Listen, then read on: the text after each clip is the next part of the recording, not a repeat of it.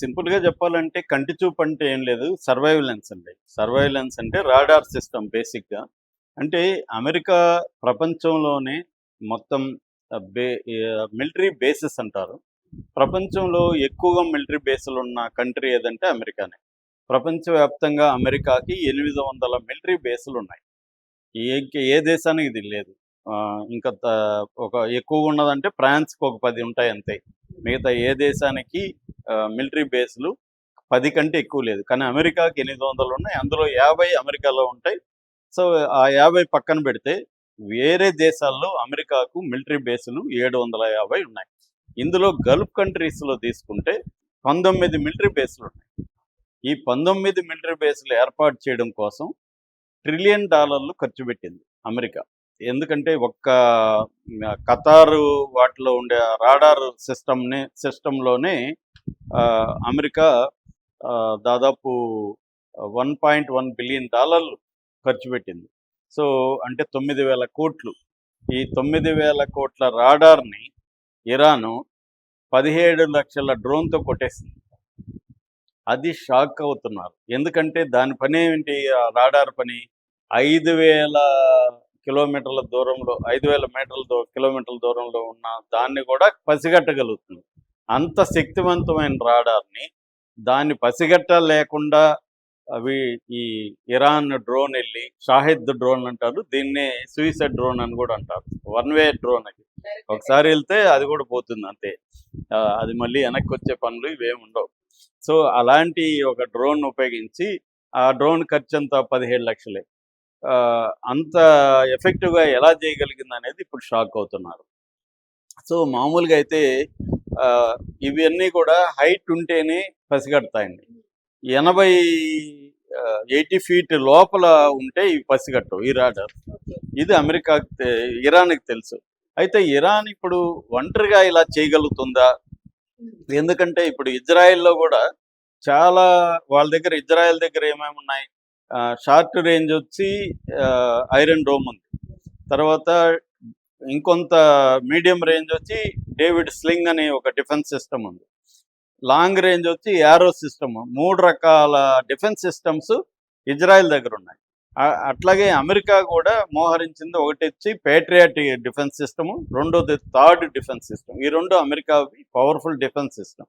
So, 5 రకాల defence systems ఈ 2 దేశాల దగ్గర ఉంటే, ఈ పవర్ఫుల్ మిలియన్ల డాలర్లు లేకపోతే బిలియన్ డాలర్లు ఖర్చు పెట్టి తయారు చేసిన ఈ డిఫెన్స్ సిస్టమ్స్‌ని బ్రేక్ చేసి ఇరాను ఎలా వెళ్ళగలుగుతుంది?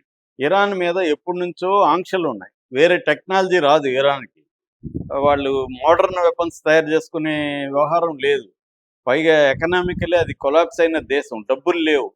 అయినా కూడా ఇంత అడ్వాన్స్‌డ్ టెక్నాలజీ ఉన్న అమెరికా, ఇజ్రాయెల్‌ని ఎలా దెబ్బ కొట్టగలుగుతుంది ఇరాన్ అనేది ఇప్పుడు అందరికి కూడా షాక్ అవుతున్నారు. అరే! ఇరాన్‌ని చూసి నేర్చుకోవాలి ప్రతి దేశం అన్న స్థాయిలో ఉన్నారు. అంటే వాళ్ళ సంకల్ప బలం, పోరాడాలనే సంకల్ప బలం కావచ్చు, చనిపోవడానికి రెడీగా మనకు తెలుసు. నేను ప్రెసిడెంట్ అయితే నేను ఒక పోస్ట్‌లోకెళ్తే నన్ను చంపేస్తారని తెలుసక్కడ.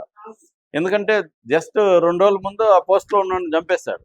మళ్ళీ వస్తే మళ్ళీ చంపేశారు.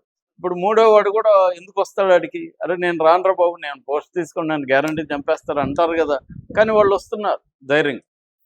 అది అక్కడ ఆశ్చర్యం. అంటే వాళ్ళేందంటే అది మతతత్వం అనండి, లేకపోతే మూఢత్వం అనండి, ఏదన్నా ఒక ఫిలాసఫీ వాళ్ళకి థియాలజికల్ ఫిలాసఫీ ఉంది. రెండోది గట్టిగా వ్యతిరేకించాలి అమెరికా, ఇజ్రాయెల్ మనకు శత్రువులు అనేది ఉంది. ఎందుకంటే వాళ్ళ వల్ల వీళ్ళెంతో బాధలు పడ్డారు.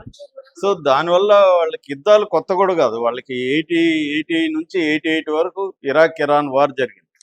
ఆ తర్వాత కూడా ప్రత్యక్ష యుద్ధం జరుగుతూనే ఉంది వాళ్ళకి. కాబట్టి వాళ్ళకి అవి కొత్త కాదు. రెండోది సంక్షోభాలు కొత్త కాదు. వాళ్ళకి ఒకవైపు కుర్దిస్తాన్ బ్యాచ్‌లు అటాక్ చేస్తుంటారు. ఇంటర్నల్‌గా వాళ్ళకి గొడవలున్నాయి. రెండో వైపు భూకంపాలు 10 ఏళ్లకి 10 ఎన్నో వస్తుంటాయి. అతి పెద్ద భూకంపాలు అక్కడ జరుగుతుంటాయి.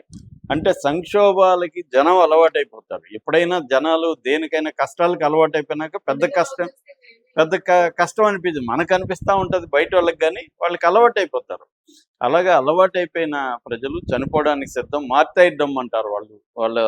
ఒక వీడియో వైరల్ అవుతుంది. ఆయన కమేని దగ్గరకు ఒక చిన్న పిల్లోడొచ్చి సా నేను మార్తైర్గా మారుతాను అని చెప్తున్నాడు ఆ పిల్లవాడు. అంటే చిన్న పిల్లవాళ్ళ దగ్గర నుంచి వాళ్ళకి నేను మార్తైర్గా మారుతాను, అంటే దేశం కోసం, మతం కోసం నేను చనిపోతాను అని ఒక ప్రిపేర్ అవుతారు మైండ్ సెట్. అందువల్ల ఇరాన్ ఎదుర్కోగలుగుతుంది. సో, ఈ నేపథ్యంలో ఇరాన్ ఇప్పటి వరకు అమెరికా బేసెస్‌ని ఎక్కడెక్కడ దెబ్బతీసిందని మనం ఆహ్, చెప్పుకుంటే రాడార్ సిస్టము ఏమేమి చేశారంటే రాడార్ సిస్టమ్స్‌ని దెబ్బకొట్టారు. శాటిలైట్ కమ్యూనికేషన్ టెర్మినల్స్‌ని దెబ్బకొట్టారు. తర్వాత సెన్సిటివ్ ఎక్విప్‌మెంట్‌ని దెబ్బకొట్టారు. తర్వాత మిలిటరీ కమాండ్ హబ్స్ అని ఉంటాయి. వాటిని దెబ్బకొట్టారు. Logistic centres and oil facilities ఈ వీటి మీద ఇరాన్ అటాక్ చేసింది. అటాక్ చేసిన వాటిలో ప్రధానంగా ఏందంటే బాలిస్టిక్ మిసైల్స్, రెండవది ఈ షాహిద్ డ్రోన్స్. ఈ రెండిటి ద్వారానే ఎక్కువగా షాహిద్ డ్రోన్స్, కొంతవరకు బాలిస్టిక్ మిసైల్స్ కూడా వేసింది.